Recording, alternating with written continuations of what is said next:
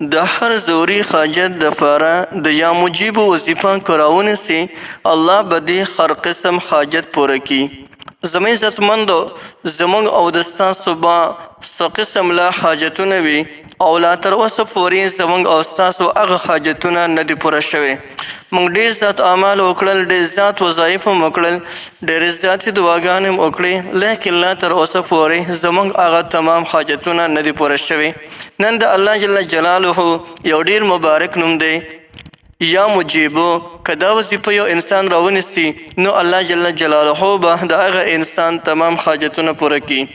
د وظیفې مکمل طریقه به درته ښیم چې یا مجیبو وظیفه به د حاجت د پوره کولو دپاره په کومې طریقې سره کې او څونه به کې.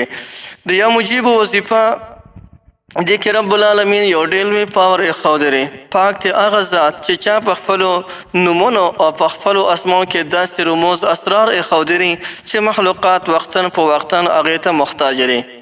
محترمو، که یو انسان دی او د هغه روزي لنډه تنګه ده او دې د رزق د لاسه ډېر سخت پریشانه دی، د یا مجیبو وظیفه که راونیسي نو الله جل جلاله به زر تر زره روزي پراخه کړي او داسې به پراخه کړي چې خلکو ته په ورکولو باندې مجبوره شي. محترمو، د چا چې کاروبار نه وي یا د چا نوکري نه وي، د هغې د لاسه د دوه معاشي حالت انتهایي خراب شوي وي، نو د کاروبار د ملاوېدو دپاره او د نوکرۍ ملازمت د ملاوېدو دپاره هم تاسو د یا مجیبو دا وظیفه دا تاسو رانوی شئ. د نه علاوه د کوم وروڼو او د کومو خویندو چې د هغوی رشتې نه کېږي نو د ښکلې رشتې د ملاوېدو دپاره هم د یا مجیبو وظیفه د ماسخوتن د منځونه پس تاسو کولی شئ. طریقې درته اوس ښیم. دغه رنګې د دې نه علاوه د ستاسو څه قسم له بندش دی. د هغې بندش د کلاولو دپاره د بندو لارو چارو د کلاولو دپاره تاسو د یا مجیبو د وظیفه راونیسئ. بیا د الله جل جلاله امداد په خپلو سترګو باندې وګورئ چې رب العالمین تاسو څنګه غیبي امداد کوي. یو انسان دی او ډېر سخت غریب دی، د غریبي د هغه انتها ته رسېدلی ده. که هغه غریب انسان هم د یا مجیبو وظیفه راونیسي زر تر زره به رب العالمین مالداره کړي.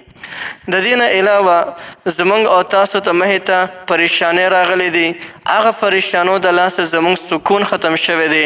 اوس کوی چې ماته د زړه سکون میلو شي، د هغې دپاره هم د یا مجیبو وظیفه بلکل تاسو رانوی شئ.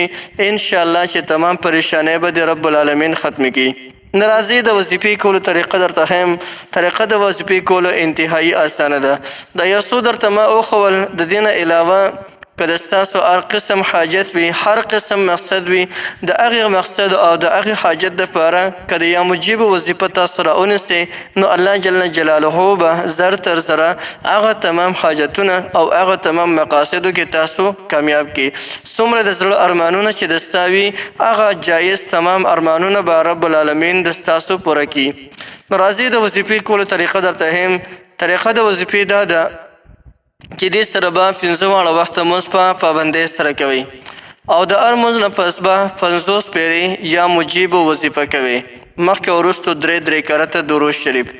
بالخصوص د ماسخوتن د منځه نه پس چې کله فارغه شئ، د ماسخوتن د منځه نه پس به 50 ځله یا مجیبو وظیفه وکړئ. مخکې وروستو 3 کرته درود شریف. بیا د ماسخوتن د منځه نه چې کله فارغه شئ، د سنت وتر د دې نه تاسو مکمل فارغه شئ. بیا چې د روټۍ مخورئ یعنې هر څه نه مکمل فارغه شئ، نو بیا به تاسو په یو ځانله ځای کې کښېنئ، اتحیاتو په شکل کې او د قبلې طرف ته به مخکې او 5 زره کرته به یا مجیبو وظیفه وکړئ. یا مجیبو یا مجیبو یا مجیبو 5 زره کرته به ووایئ. مخکې وروسته به 11 کرته درود شریف ووایئ په دغه ټیم کې. دا یو هفته مسلسل په دې طریقې سره وکړه دا وظیفه چې کومه طریقه مې درته وښوله. انشاءالله چې یو هفتې کې دننه به ستاسو تمام حاجتونه رب العالمین پوره کړي. څومره د زړه ارمانونه چې د ستاسو وي هغه تمام ارمانونه به رب العالمین د ستاسو پوره کړي.